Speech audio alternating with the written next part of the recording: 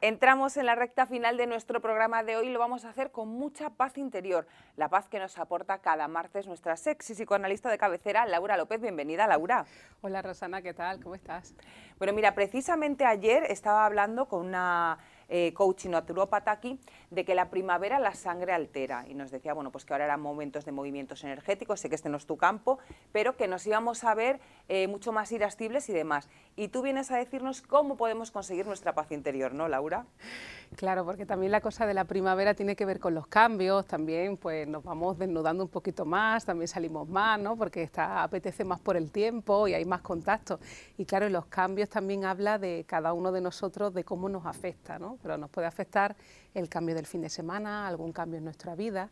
Incluso ayer me atrapó un poeta, ¿no? Porque ayer fue el Día Internacional de la Poesía, y Bertolt Brecht decía algo así, no me acuerdo muy bien de la frase, ¿no? Pero decía algo así como que las crisis vienen cuando lo viejo no termina de morir y lo nuevo no termina de nacer, ¿no? O sea, que no hemos cerrado página de un capítulo y no podemos empezar el siguiente, ¿no? Claro, ahí es donde uno está como en esa zanja, ¿no? En esa incertidumbre, porque claro, tiene mucho que ver esa paz interior con la tolerancia a la incertidumbre. Y la primavera nos aflora todos estos sentimientos. ¿Por algo en concreto o no? Bueno, porque has dicho que salimos más Claro, yo no diría exactamente por la primavera, sino que diría por los cambios. Claro, los cambios de estación, también los cambios de año, ¿no? Es como cada uno reacciona ante los cambios.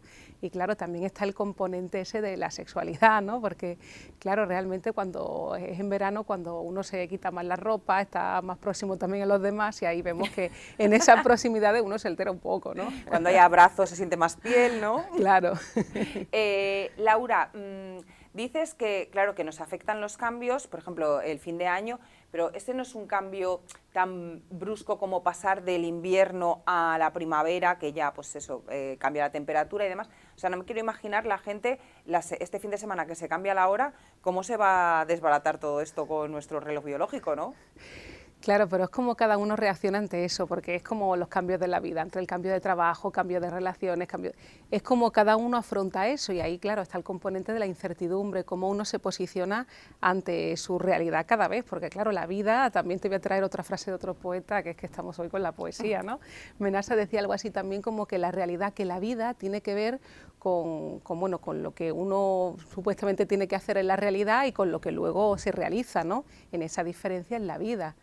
Entonces ahí vemos que nunca va a ser lo que uno piensa o lo que uno cree que es con la realidad, y nunca va a coincidir. Entonces en los cambios es la capacidad que uno tiene de adaptación, la capacidad que tiene para manejarse con las diferentes realidades, ¿no? Es aceptar también esa realidad, porque a veces vemos que incluso hay mecanismos psíquicos que nos ayudan, nos ayudan a adaptarnos a esa realidad, y otros que, como la represión, por ejemplo, que es que la realidad es así, yo no la tolero y huyo a la fantasía, huyo hacia mí mismo y no puedo afrontar nada de la realidad, ¿no? La neurosis tiene que ver con eso, ¿no?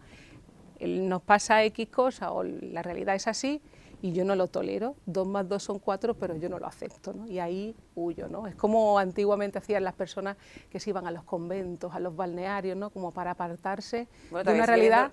Todavía siguen retiros de ese tipo. Claro, todavía, como retiro, ¿no? Pero es porque uno no puede adaptarse a la realidad, hay algo que le desborda, una cuestión de cantidad.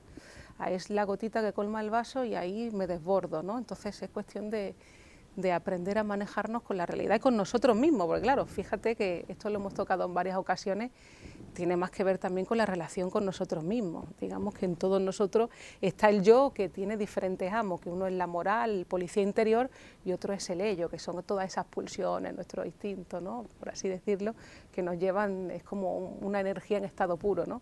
Y el yo tiene que mediar entre todo eso. Entonces, claro, la paz interior es que estamos en una complejidad, somos un auténtico campo de batalla. Y como nos llevemos con nosotros mismos, pues eso nos va a permitir pues, relacionarnos mejor con la realidad, porque venga lo que te venga, Rosana, no es lo que te venga, es lo que haces con eso que te venga, ¿no? ¿Y cómo podemos llevarnos bien con nosotros mismos, Laura? Bueno, yo te diría que uno comience su tratamiento de psicoanálisis, porque el psicoanálisis te ayuda a conocerte y a autotransformarte, porque si no, conocerte a ti mismo, ¿qué es? Todos sabemos que en muchas ocasiones uno cree conocerse bien y frente a cualquier realidad reacciona de maneras que no sabía que podía reaccionar, o incluso de manera adecuada o de manera inadecuada. Y ahí en los efectos que aparecen en nuestra vida, ahí vemos cómo, por ejemplo, estamos incluso más sujetos a ciertos prejuicios, a formas de pensar o modos de hacer que a lo mejor corresponden más a un modo infantil y que en mi etapa adulta pues no me sirven, ¿no? Pero eso, claro, yo no lo puedo saber de antemano, tiene que venir una ciencia para poder producir ese conocimiento en mí, ¿no? Pero lo vemos por los efectos que aparecen en nuestra vida. Pero conocernos a nosotros mismos me parece el trabajo más difícil del mundo, porque eso te puede llevar años y que te mueras si no te has conocido a ti mismo, ¿no? Es que somos una complejidad, es me parece un ejemplo muy sencillo, pero no tiene mucho que ver, pero para que lo veamos, ¿no? Por ejemplo, en el coche, cuando uno va conduciendo, tú puedes mirar por los retrovisores, pero siempre hay un punto ciego. Sí. Hay algo que tú no vas a poder ver.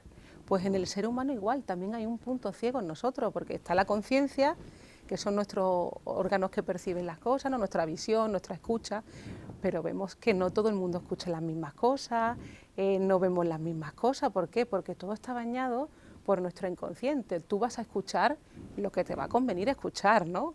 O lo que tu moral te va a permitir escuchar, incluso también si estamos en este siglo XXI, ¿no? Y hablamos también de la poesía, de la literatura, por ejemplo. Ahí vemos, por ejemplo, qué pensamientos me hacen falta para vivir en el siglo XXI, porque si hacemos un corte en la población hay gente que vive con pensamientos de la Edad Media. Entonces, claro, para estar en el siglo XXI, también lo que yo voy a mirar, lo que yo voy a escuchar, todo está bañado por mi lectura, por las lecturas, por las frases que en mí me han hecho como persona y me siguen haciendo, ¿no? Entonces, hay cosas de la realidad que yo no voy a poder ver ni voy a poder traspasar, porque es que no estoy ahí, estoy en un pensamiento, por ejemplo, prehistórico, ¿no? que está incluido en todos nosotros. Voy a poner un ejemplo también de esto, ¿no? Por ejemplo, cuando caemos en las supersticiones, ¿no? en frases que a veces pues forman parte de todo ese bagaje cultural, pero que están dirigiendo nuestra vida y que no nos sirven para vivir, ¿no? Has hecho una cosa que a mí me pasa muy a menudo, de hablar con la gente y decir, o ver una película y decir, pero ¿qué película estás viendo tú y qué película estoy viendo yo? O ¿qué estabas escuchando tú y qué estoy escuchando yo? Son como dos realidades completamente Totalmente, diferentes. es que claro, es que cada uno vivimos en una realidad diferente.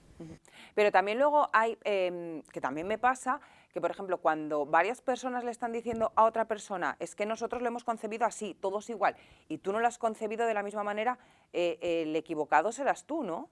Pero me parece que eso también es una imposibilidad, porque el que todo el mundo lo vea de la misma manera, también hay diferencias. Bueno, pero una frase, yo he escuchado una frase, ella ha escuchado otra frase, el otro, la misma, y tú has escuchado una frase distinta.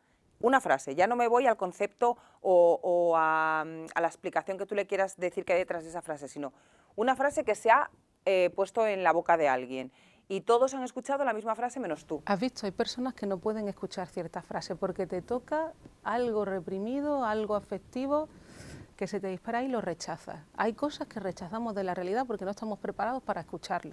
Y eso tiene que ver con nosotros mismos, no con la frase con que no escucha. Y a veces hay como una insistencia, hay que ver, no me has escuchado, como si fuera algo de inteligencia. Y es que no tiene que ver con la inteligencia, tiene que ver con eso afectivo reprimido, que yo no puedo escuchar esa frase. Hay frases que yo no puedo escuchar o que otra persona, ¿no? Porque hay en nosotros pues esa cosa de la represión, ¿no? ese mecanismo psíquico que cuando yo no puedo tolerar algo, lo rechazo inconscientemente, lo rechazo y lo reprimo. Pero claro, eso me va a dificultar que luego pueda escuchar otra frase, que esté en un escenario y me pase algo con esa cosa que no es exactamente eso, ¿no? Porque hay veces que dicen, me ha dado ansiedad tal situación. Es que igual no es esa situación, seguramente no, la apariencia es una cosa y luego la realidad de las cosas es otra. Esa situación, por asociación, tiene que ver con otra cuestión reprimida en ti que florece ahí en cada escenario. Pero por eso digo que somos muy complejos, ¿no? Y volvemos al principio de esta charla, de que somos incapaces de cerrar un capítulo, o sea, no terminamos de cerrar uno y tampoco podemos empezar otro. ¿Cómo podemos solucionar eso, Laura? Cerrar algo para poder empezar algo nuevo. Claro, eso tiene que ver también, fíjate, porque la depresión incluso tiene que ver con eso, con la incapacidad de sustituir. Y claro, el ser humano para poder adaptarse a la realidad tiene que ser capaz de sustituir, es uno de los grados más importantes que te hablan de la salud. Y la depresión tiene que ver con que yo no puedo tolerar que algo perteneció al pasado, que eso ya no está, y es como que me identifico con eso y me quedo ahí en ese lugar melancólico, ¿no? La depresión es una enfermedad que incluso te puede llevar al suicidio, ¿no? Entonces, ¿qué es importante? Pues bueno, aprender a sustituir, que vamos, que no sé, que dicho así, a grosso modo, pues es lo anterior tenemos que dejarlo a un lado y comenzar pues lo nuevo, aunque siempre digo que hay que pasar una etapa de duelo y de tristeza, porque claro, cuando hemos puesto una energía muy grande en algo, en una persona que para nosotros es importante, esa energía se tiene que ir poniendo en otros lugares.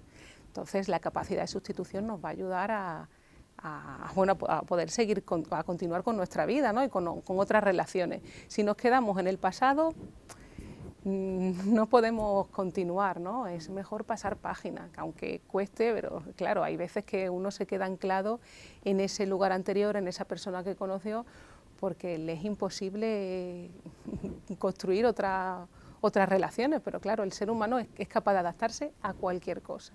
Sustituir y dejar espacio para lo nuevo. Por ejemplo, te voy a poner un ejemplo muy práctico que a mí me sirve mucho, ¿vale?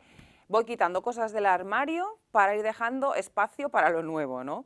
A mí me sirve de ejercicio, de cambio energético también y demás, porque claro, si vas acumulando, aparte de poder llegar al síndrome de Diógenes, es que esas cosas no son necesarias en tu vida, hay que saber deshacerse y yo creo que a lo mejor antes de deshacerse de cosas de tu vida que no puedes o que ya no deben de estar en tu vida, que te empieces a deshacer de cosas materiales y luego ya te pasas al plano psicológico, ¿no? Claro, lo que pasa es que yo creo que están entrelazados, ¿no? Porque, por ejemplo, las cosas materiales a veces es como un embalsamamiento de eso, no sé, a lo mejor te recuerda el primer amor y tienes el pañuelo guardado del primer amor, ¿no?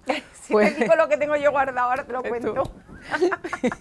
Y claro, ese pañuelo no es el pañuelo en sí, sino que es a qué recuerdo está enlazado. Es como si tú a esa persona la tuvieras ahí en ese pañuelo, se te pierde el pañuelo y haces una melancolía, ¿no? Porque en realidad esa cuestión con lo material tiene que ver con a lo que está enlazado, ¿no?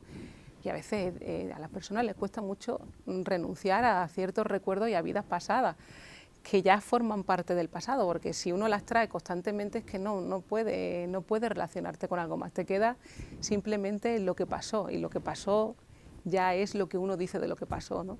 Pues ahora te voy a decir yo lo que tengo guardado, Laura. Cuando yo tenía 13 años más o menos me gustaba un chico que tenía 15. Bueno, pues en la piscina tiró un paquete de tabaco de Educados blando, así hecho una bola, lo tiró al suelo y cuando se fue yo fui, lo cogí y lo sigo teniendo. ¿Tienes todavía el paquete del chico? Tengo el paquete del chico que me gustaba con 15 años. Tu primer amor. No, ese no fue mi primer amor, que va. Pero sí que es verdad que dices, es que es como que si tiro ese paquete de tabaco, como que me olvido ya de él, ¿no? Que en mi vida no pinta nada, pero ahí está el paquete de tabaco guardado, que cuando voy a buscar a lo mejor cosas en casa de mis padres, que tengo un montón de cajitas con cartas y demás, y a lo mejor estoy buscando una carta de una amiga que me dice, oye, ¿qué pasó cuando aquello? Y me pongo a buscar las cartas y demás, y aparece ahí el paquete de tabaco de Educados todo arrugado. Lo sigo teniendo. Claro, digo, anda, mira, Guillermo, ¿qué será de su vida? Entonces, bueno, pues eso, que tenemos que dejar espacio a lo nuevo, porque hay cosas que nos anclan al pasado y que muchas veces no son buenas. Claro, lo que pasa que también es interesante cómo somos ahí también los seres humanos, porque en muchas ocasiones cuando traemos recuerdos, no es exactamente por ese recuerdo en sí, sino porque a través de ese recuerdo yo estoy hablando de algo de mi actualidad que no puedo verbalizar, que no puedo elaborar. Y a través de ese recuerdo, imagínese, se te aparece una canción, una frase, un recuerdo, eso no es exactamente del pasado, eso es encubridor, tiene que ver con algo del presente que yo no puedo pronunciar y que a través de ese recuerdo lo estoy canalizando, lo estoy hablando y hay algo que me pasa a mí en mi actualidad que no puedo. Pues nada, empezamos una estación nueva y vamos a empezar nuevos proyectos, ¿no, Laura? Sean personales, sean laborales, sean, yo qué sé, físicos, lo que sea, pero tenemos que ir evolucionando. Y continuar, ¿no? Que lo importante, el éxito es mantenerse, ¿no? Mantenerse en la vida que también tenemos que también que aceptar que la vida que estamos produciendo forma parte de un deseo nuestro, ¿no? Y Laura, que es muy experta en la poesía, pues ha querido hoy finalizar nuestro programa con un poema, ya que ayer fue el Día Internacional de la Poesía. Y te dejamos con tu poema, Laura, y a todos ustedes les recordamos que les vemos mañana a las 3:30 en Torremolinos en Abierto. Muy bien, pues os voy a leer un poema de Al sur de Europa, que son versos y cosas de Miguel Óscar Menasa. Se llama Hay días como hoy. Hay días como hoy que no pasan nunca. Son días como una espesa niebla en la garganta, al borde del abismo. Esos días de Freud frente a la angustia de no poder saber exactamente hasta más adelante. Esos días inolvidables de César Vallejo enfrentando a la muerte con el crujir del pan. Esos días de la triste cerveza donde algún poeta pobre, mediocre o muy sentimental se dio cuenta que en el siglo que viene nadie lo leería. Esos días donde se rompe el alma para que las palabras alcancen el poema, y también esos días donde el poema nos abandona definitivamente para inventar el alma. Hay días como hoy que no pasan nunca. Son días como en la guerra, cuando la mujer del enemigo me enamora.